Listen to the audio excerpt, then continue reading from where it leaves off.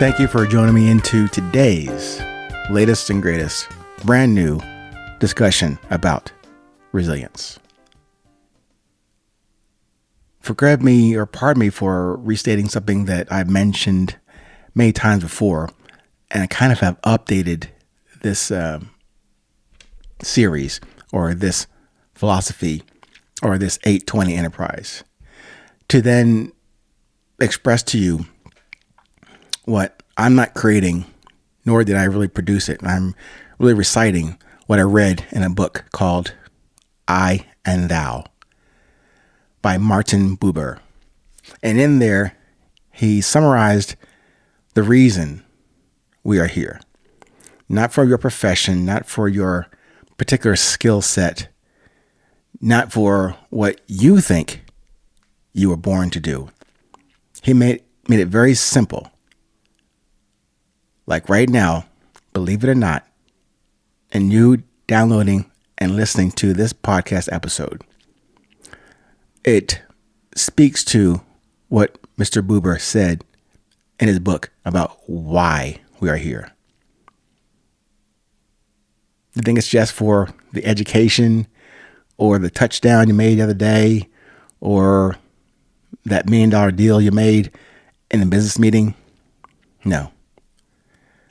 Mr. Buber, and I sincerely and highly advocate this approach to the reason I am here, the reason you are here, the reason all of us are here, is for capsulized, summarized in 2 words. To meet. That was it.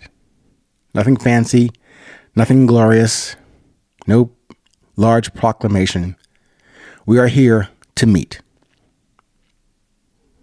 Certainly, in this lifetime, and as a sidebar, me being mostly growing up as an only child for many years, you don't go through this life by yourself. I mean, you do. We come in singly, you will leave that way. But between those 2 endpoints, there is a duty inherently about why we are here. It is to meet. Yes, you can't just, you could live in your basement for a few decades and then emerge to the glorious day of your death. I guess that's a possibility.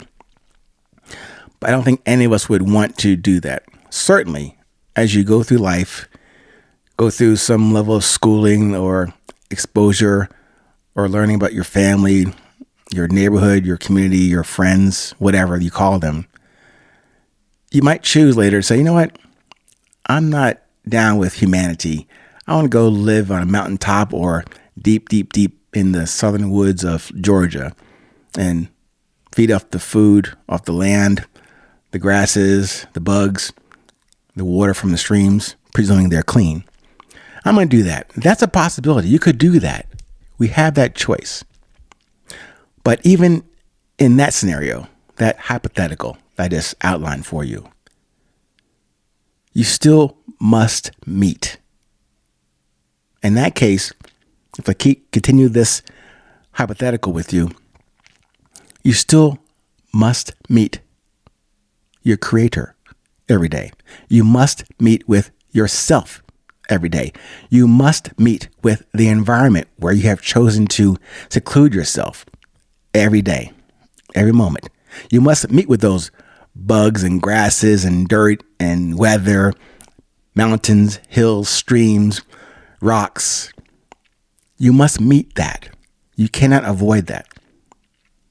So that simple statement about why we are here, individually and collectively, is to meet. To meet an event. To meet this breath. To meet this heartbeat. To meet with the love that brought you here and keeps you here right now. As I mentioned before, those constants that neither you nor I can ever create. We can only produce from those creations that are placed before us, and then to put that in practice, put that in action. We must meet with that. Again, other part of that equation, you could choose to avoid. Although I would submit to you, it's highly unlikely that you can ever avoid anything. You can defer, you can go around, you can choose to take a detour away from what's in front of you because it looks too hard, too difficult, too obnoxious, too aggressive for your purposes. But you only have one purpose, again, to meet. And if nothing else, if you are a true hermit, if you are a true homebody, if you really are a true rugged individual, can do it all by yourself, which is not true, but let's presume you can do that. You still, as I said a few moments ago, you must meet with yourself.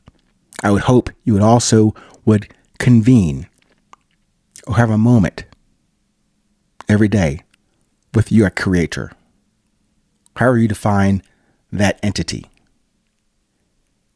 But the meeting is still critical and non-negotiable. And even in this topic called resilience, I'm asking you to meet with your resilience. Meaning, don't take my definitions, examples, models, processes that are all probably wrong for you. I only hope that those examples can serve as a temporary, brief baseline for you to then determine for yourself that quintessential question from resilience, the beauty of presence. What drives you?